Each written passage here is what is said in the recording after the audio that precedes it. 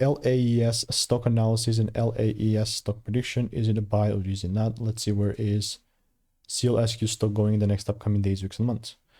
I want to be very clear and honest. This is so super juicy for me, like super juicy in terms of I'm really open-minded for buying, but I'm not yet pulling the trigger. I have spent 5 figures on courses and mentors. I've got thousands of quick predictions, and now specifically looking at this, I mean, higher time frame is just, it's freaking awesome, man. Like, it's quite sick.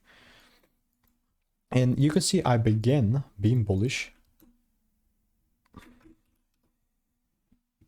LAES. Right here. Like, this was made 2 months ago.